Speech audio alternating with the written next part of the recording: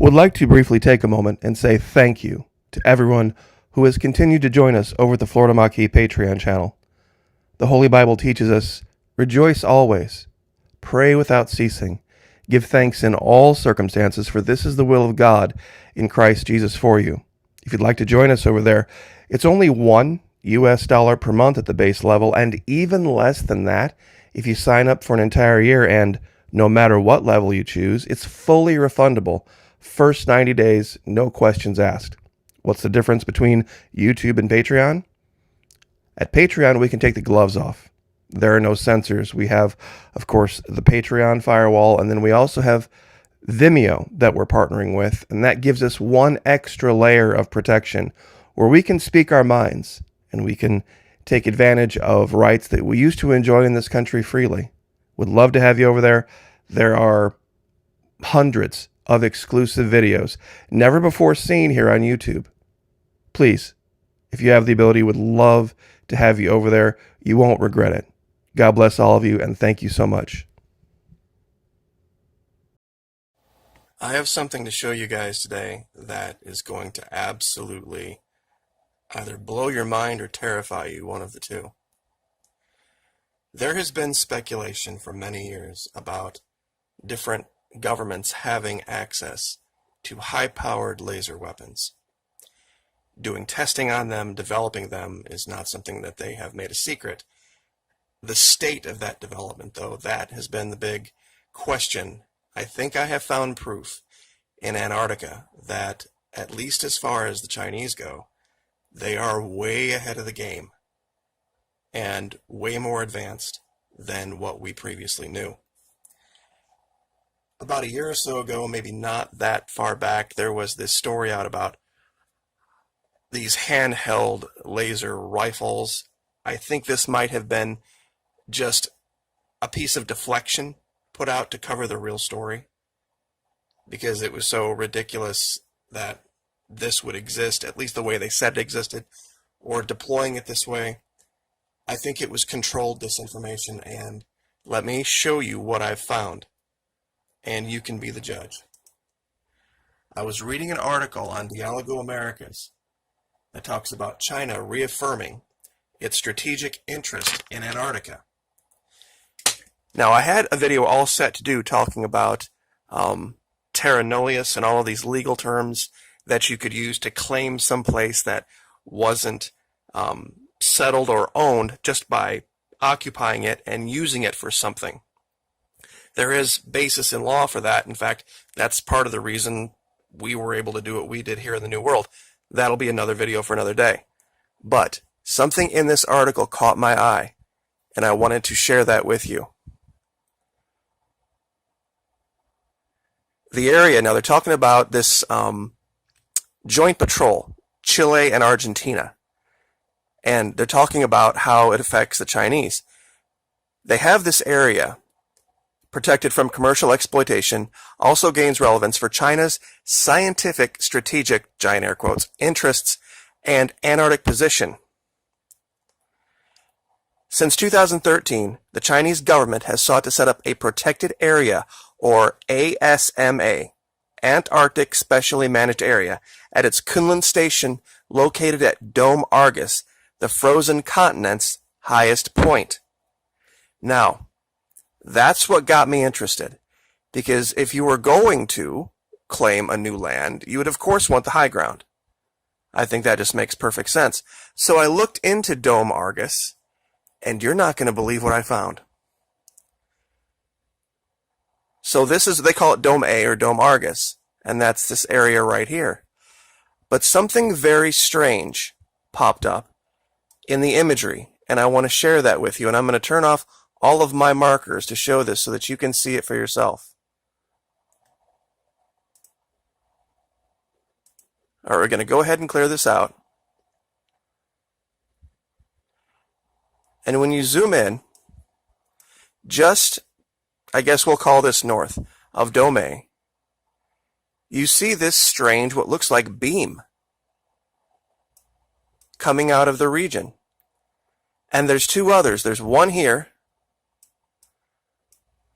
There is a smaller one And I may have to kick my imagery back on just to show it because it was so hard to find the first time.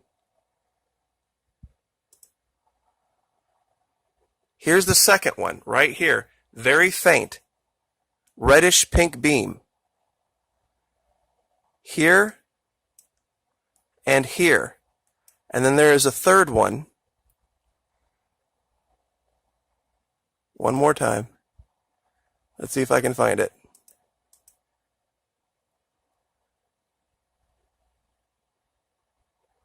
Down here. Give me 1 second. Here it is.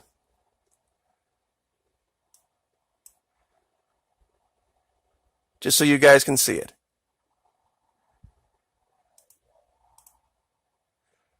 It's right here. In fact, I'm going to have to go down and turn this line off real quick manually because I haven't saved it. There we go. Okay, so we have our 3 locations, right? Now, the directions of these 3 beams, here, here, and here, are critical. Wait till you see where they go. What I've done is drawn a line right through the beam from at least the part that showed up in the imagery. So we have the starting point and the ending point. That gives us a direction. This can only go one place now. This first smaller beam goes to this structure, and I mean directly to this structure I found months ago, and I labeled it Cable House. Some of you might remember this tangential kind of investigation I did into these cable structures, these weird straight lines that appear all over Antarctica. And I've had all sorts of theories, but one of them was I wonder if they're the remnants of laser tests. That it's just perfectly straight line melt from high-powered lasers. Well, the first one of these strange beams ends up directly at that location. Now, that's the least interesting. Wait till you see where the other 2 go. We'll start with this larger one. And I was real particular to trace the line so that it was absolutely perfect with the direction, because even off a couple of tenths of a degree could make a huge difference over a long distance. This one ends up someplace we've been before. Who remembers when I found one of those craft that looks like the Baltic Sea anomaly crashed on the top of a mountain? If you would draw a straight line with that beam, it ends up right at this crash site. Could this possibly be evidence that the Chinese in Antarctica are testing weapons that have the ability to shoot down these craft, these Antarctican craft or ancient craft that we're seeing in our skies? This can't be a coincidence. This was the location where you could see where the craft had crashed, pardon me, and you could also see down here in the shadow some type of base with lighting underneath it. And once again, I'll give you these locations. You can draw the lines for yourself. Google Earth Pro. That line from that location, straight line, just doesn't go back to one point. And this is, I want to re-emphasize this. It is the exact direction of this beam. It's not 2 points in space. Technically, it's 3. The beginning point here, the ending point here, and then where that ended up. Now, the third one. The third one actually is farther away from Dome A, but it is very near a place called VOSTOK Station, which is right here. This is a Russian site. Now, what I think this is a beam fired from a U.S. base, that we are doing this just as much as the Chinese are. And I'm going to show this again. What I think was picked up here was the end of the beam, not the origination of it. Now you're probably asking, what U.S. base are you talking about? Well, who remembers the Fitbit data from Union Glacier? If you take this beam and you draw a straight line, it goes straight back and it ends up right on top of the U.S. base that we now know exists underground at Union Glacier. Way beyond coincidence. This line, there's no way this is a coincidence.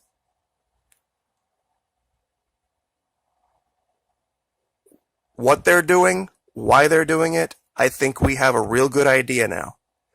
They are down here, out of the sight of everyone, on the bottom of the globe, testing high-powered laser weapons. Someplace where no one would know. In a place where there are no treaties that govern anything. And I know there's an Antarctic Treaty, but it's unenforceable. And I was very careful with these lines to make sure, because even a tenth of a degree, it would miss that station by miles and miles. I draw this right through the center, and there's no mistake in it. This one goes almost directly from VOSTOK Station back to Union Glacier. Now, I think it was fired from Union Glacier toward VOSTOK. Whether it hit or not, I don't know. This was one of the first places that we found. In fact, it was the basis of one of the biggest videos, at least on Antarctica, that we ever did. Because something was very strange here. Something just didn't seem quite right. It looked like they were digging something up. And now I wonder very much what it was.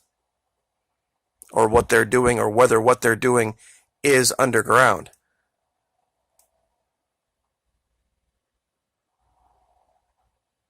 We have one line that goes all the way back here to some place we found a long time ago.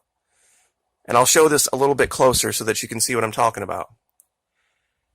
Do you see this series of buildings here? This particular one right here lines up directly with one of these structures. One of these weird, I refer to them as cable anomalies, because at the time I couldn't think of a better name. This was real early on, before I had found anything, and I found dozens of these things all over the place. And other than this one particular shot, for lack of a better term, they all run 90 to 270 or 0 to 180, almost without exception, over the whole continent. In fact, probably the most infamous one I found was what looked like this antenna array of them.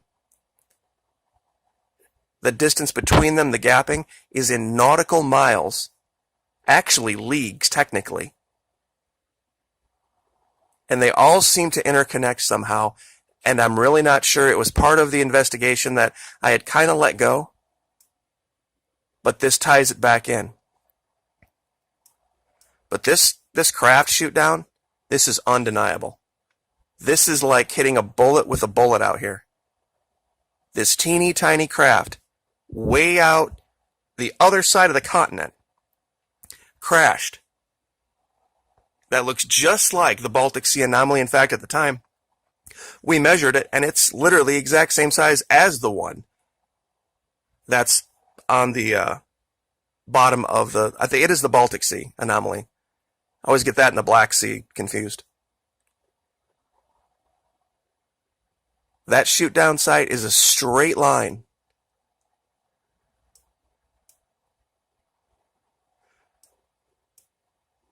Back to this beam that comes right out of Dome Argus, the Chinese base in Antarctica. So once again, I'll give you all of these locations. You can draw these lines all for yourself and do your own research. And that's the key here. When I can show it to you, but then you can go download Google Earth Pro and use the techniques to draw the lines with all of the locations. You can see it for yourself and you never have to take my word for it.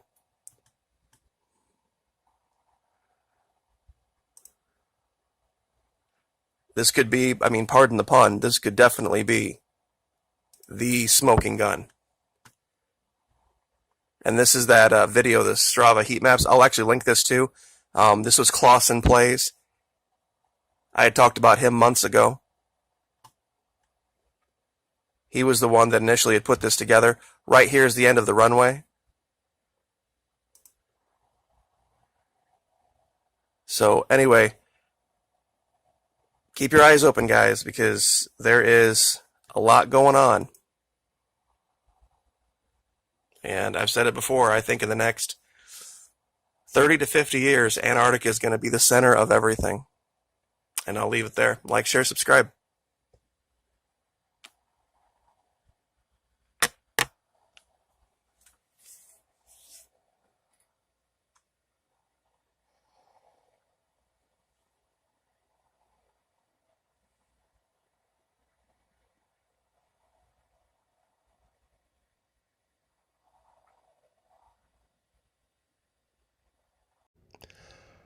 Would like to briefly take a moment and say thank you to everyone who has continued to join us over at the Florida Maquis Patreon channel. The Holy Bible teaches us, rejoice always, pray without ceasing, give thanks in all circumstances, for this is the will of God in Christ Jesus for you. If you'd like to join us over there, it's only $1 per month at the base level, and even less than that if you sign up for an entire year, and no matter what level you choose, it's fully refundable. First 90 days, no questions asked. What's the difference between YouTube and Patreon? At Patreon, we can take the gloves off. There are no censors. We have, of course, the Patreon firewall, and then we also have Vimeo that we're partnering with, and that gives us one extra layer of protection where we can speak our minds and we can take advantage of rights that we used to enjoy in this country freely.